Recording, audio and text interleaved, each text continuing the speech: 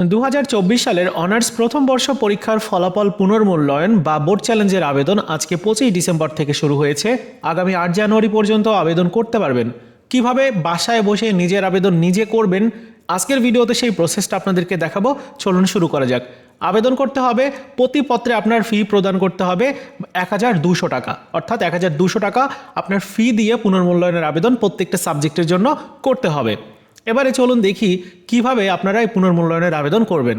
আবেদন করার জন্য এখানে যে লিঙ্ক দেওয়া আছে এই লিঙ্কে যেতে হবে, অথবা আপনি ন্যাশনাল ইউনিভার্সিটির ওয়েবসাইটটিতে এসে সার্ভিস মেনু থেকে পুনর্মূল্যায়নের অপশনে যদি ক্লিক করেন তাহলে পরবর্তী স্টেপে আপনাকে ই পেমেন্টসের ওয়েব পোর্টালে নিয়ে আসবে। এখানে এসেই আপনাকে আবেদনটা করতে হবে। এক্সাম নেম ফাঁকা বক্সের এখানে ক্লিক করবেন, ফার্স্ট ইয়ার অনার্স এটার ক্লিক করবেন। এখন অ্যাপ্লিকেশন লাস্ট ডেটটা এখানে দেখতে পারবেন। এবারে আপনার রেজিস্ট্রেশন নাম্বার দিতে হবে এই ফাঁকা বক্সের মধ্যে। আপনার রেজিস্ট্রেশন নাম্বার দেওয়ার পরে এবারে সার্চ অপশনে ক্লিক করবেন। এখানে ক্লিক করলে আপনার নাম অটোমেটিক্যালি চলে আসবে। এখন আপনার মোবাইল নাম্বারটা দিয়ে দিতে হবে। মোবাইল নাম্বার দেওয়ার পরে এবারে এখানে দেখতে পারবেন প্রত্যেকটা সাবজেক্টের পেপার কোড দেওয়া আছে। আপনি কোন কোন সাবজেক্টের পুনর্মূল্যায়নের আবেদন করতে চান এখান থেকে সেগুলো সিলেক্ট করতে হবে। যেমন এই শিক্ষার্থী স্বাধীন বাংলাদেশের অভ্যুদয়ের ইতিহাস এই সাবজেক্টে আবারও পরীক্ষা দিতে চায়, এই সাবজেক্টে পুনর্মূল্যায়ন করতে চায়, সেই জন্য আমি এটাতে টিকমার্ক করছি।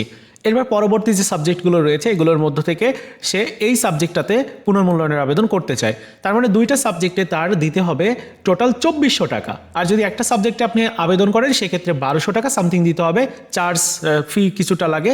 যাই হোক, এভাবে আপনি আপনার পেপার কোডগুলো সিলেক্ট করে এবারে কি করবেন, সাবমিট যে অপশন রয়েছে এখানে ক্লিক করবেন। এখানে ক্লিক করলে বলছে যে আপনি কি শিওর সাবমিট করতে চাচ্ছেন এই দুইটা সাবজেক্টে। হ্যাঁ, ওকে করবেন। এরপর আপনাকে নিয়ে আসবে ন্যাশনাল ইউনিভার্সিটির ই পেমেন্ট গেটওয়ের মধ্যে। এখানে দুইটা অপশন আপনি পাবেন, একটা হচ্ছে ডাউনলোড পে স্লিপ। এখানে যদি ক্লিক করেন একটা পে স্লিপ ডাউনলোড হয়ে যাবে, আর ওই পে স্লিপ আপনি প্রিন্ট করে সোনালী ব্যাংক সেবার মাধ্যমে টাকাটা জমা দিতে পারবেন। আরেকটা হচ্ছে অনলাইনে ইনস্ট্যান্ট আপনি এখনই ফি প্রদান করতে পারবেন। এজন্য কি করতে হবে, অনলাইন পেমেন্টস এখানে ক্লিক করতে হবে। এরপর এখানে দেখতে পারবেন যে সোনালী ব্যাংক রয়েছে, মোবাইল ব্যাংকিং সেবা রয়েছে। যেহেতু সবার কাছে মোবাইল ব্যাংকিংটা আছে যার জন্য মোবাইল ব্যাংকিংয়ের উপরে ক্লিক করবেন। এবার সবগুলো মোবাইল ব্যাংকিং সেক্টর দেখা যাবে, যেমন নগদ রয়েছে, রকেট রয়েছে, বিকাশ রয়েছে। আপনার কাছে পার্সোনালি কোন অ্যাকাউন্টটা আছে বা কোন অ্যাকাউন্টের মাধ্যমে আপনি ফি প্রদান করতে চান সেটি সিলেক্ট করবেন। যেমন আমি বিকাশের মাধ্যমে করে দেখাচ্ছি। বিকাশের উপরে ক্লিক করবেন। এখানে বলছে যে টোটাল দিতে হবে 2400 টাকা হচ্ছে ফিজ, ন্যাশনাল ইউনিভার্সিটির ফিজ, আর হচ্ছে 24 টাকা হচ্ছে বিকাশের ফিজ। সো এখানে টোটাল দিতে হবে 2424 টাকা। ওকে, আমি কনফার্ম করছি। কিছুক্ষণ লোডিং নিয়ে এর পরবর্তী স্টেপে আপনার মোবাইল নাম্বারটা দিতে হবে। ওই যে বিকাশ অ্যাকাউন্টের দিয়ে ফি প্রদান করবেন, আপনার নিজের পার্সোনাল হলে ওই পার্সোনাল নাম্বারটা বা বিকাশ অ্যাকাউন্টের নাম্বারটা আপনি এখানে দিয়ে দিবেন। বিকাশ অ্যাকাউন্টের নাম্বারটা দেওয়ার পরে এবারে কনফার্ম অপশনে ক্লিক করবেন। এরপর দেখুন আপনার 6 ডিজিটের একটা ওটিপি কোড ওই বিকাশ নাম্বারটিতে পাঠানো হয়েছে। ওই নাম্বারটা এখন আপনাকে এখানে লিখে দিতে হবে। নাম্বারটা দেওয়ার পরে এবার কনফার্ম অপশনে আপনি ক্লিক করবেন। এরপর আপনার ওই বিকাশ অ্যাকাউন্টের পিন নাম্বারটা দিতে বলছে। সো আপনি এখানে যদি পিন নাম্বারটা দিয়ে দেন তাহলে আপনার পেমেন্টস কমপ্লিট হয়ে যাবে এবং আপনার আবেদনটাও সম্পন্ন হয়ে যাবে। জাস্ট এতটুকু কাজ।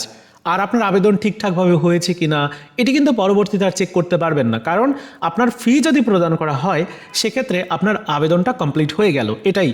আর পরবর্তীতে যখন রেজাল্ট প্রকাশ করবে তখন আপনি রেজাল্ট চেক করতে পারবেন। রেজাল্ট কখন বা কবে নাগাদ দিতে পারে, রেজাল্ট স্বাভাবিকভাবেই প্রকাশিত হয় এই বোর্ড চ্যালেঞ্জের আবেদন শেষ হওয়ার পর 1 থেকে 1.5 মাসের মধ্যে। সো এটাই করে থাকে জাতীয় বিশ্ববিদ্যালয়। জানি না আপনাদের ক্ষেত্রে কতদিন সময় লাগবে। সো এই ছিল বোর্ড চ্যালেঞ্জের আবেদন করার নিয়ম। আপনারা বাসায় বসে আবেদন করে নেন। ভিডিওটি ভালো লেগে থাকলে লাইকস, কমেন্টস, শেয়ার করে দিবেন।